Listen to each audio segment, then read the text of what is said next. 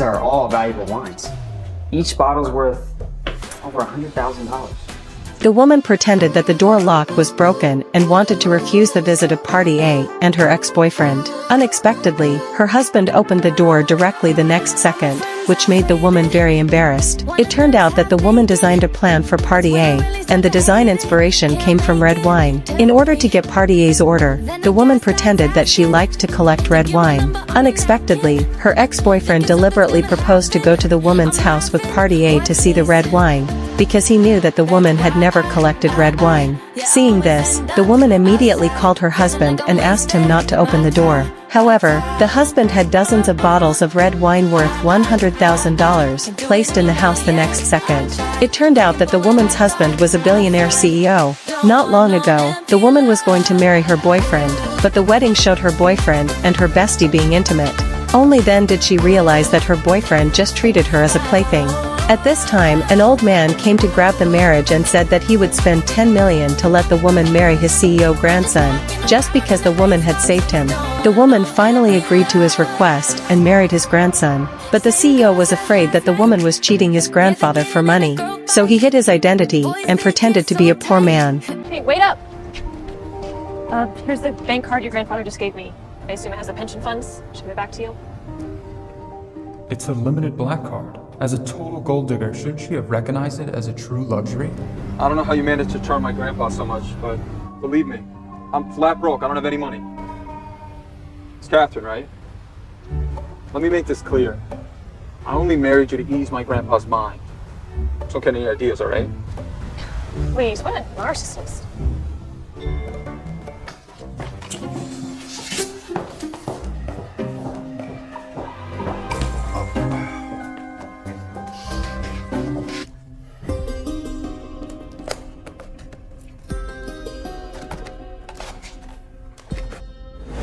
These are my team's proposals.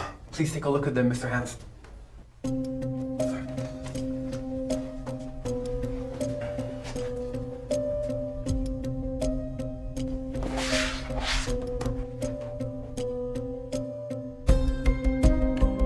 This one's not bad.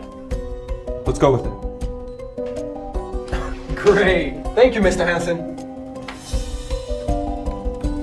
So, Mr. Hansen has picked Rebecca's proposal. She'll be taking care of the media briefing. Awesome! It's like I knew it. Unlike some people who are just too full of themselves. Where do you think you're going? I need to know why. Your proposal was weak. Stop embarrassing yourself. I don't believe you. I'm asking Mr. Hansen myself. Mr. Hansen, I have some questions about the proposal. Can I come in?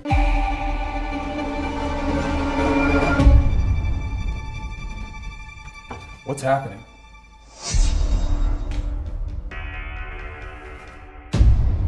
Listen, I'm warning you. Don't mess this up with Mr. Hansen.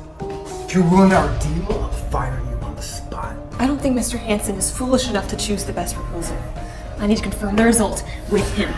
I know you're upset that your proposal wasn't picked. You did good. Maybe we can change things together. What the hell do you mean? Spend one night with me, and I'll make sure Mr. Hansen promotes you to lead planner. You've got some... Quit being hard to get! Ah! Leave me with no choice. I must have been blind to fall for someone as useless as you.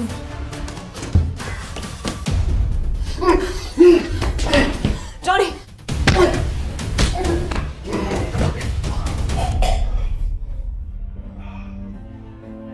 Are you okay?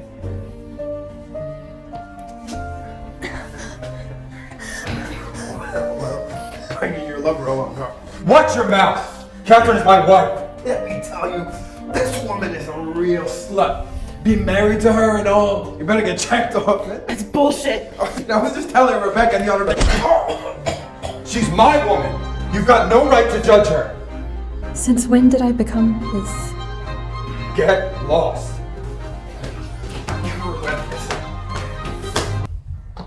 Well, Mr. Hanson loved my ideas and wants me to talk at a media briefing.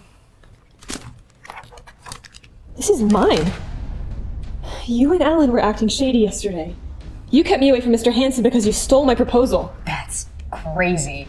Where's your proof? Fine. Go ahead and give your speech. We'll see who wins at the media briefing. Let's see how long she can keep this act up. And, well, that's my whole speech. Thank you so much, everyone. Miss Lloyd, where did you get the foot traffic data for your proposal? Well, yes, you see, it's very simple. Foot traffic, you just kind of eyeball it. And the estimated annual profit, how did you calculate that? Were you even listening to my speech? Miss Lloyd, did you create this proposal all by yourself? Yes. Who else? Please answer our questions. So this is the main planner we use? Let me answer these questions. Catherine, you don't belong here. Leave. Miss Lloyd, I warned you it would be a disaster if you couldn't handle it. I'll answer the questions.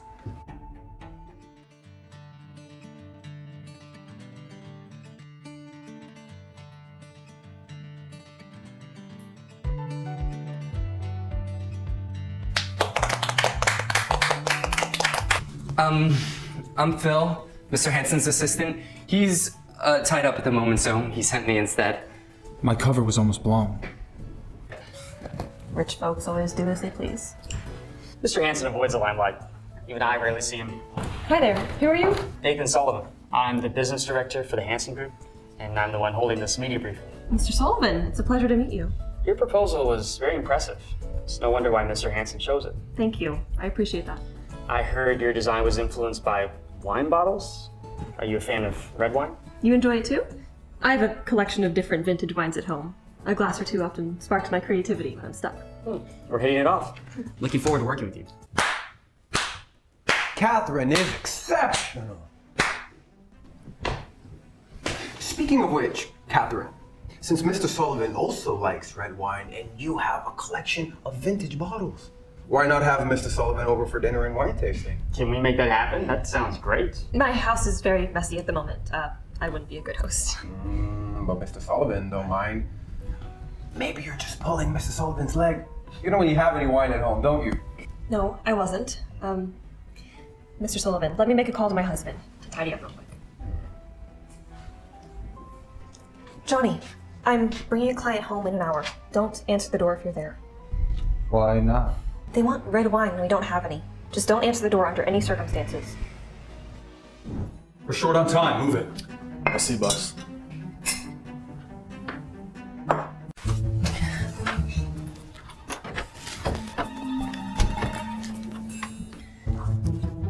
I'm sorry, it seems like the lock is busted and my husband is out.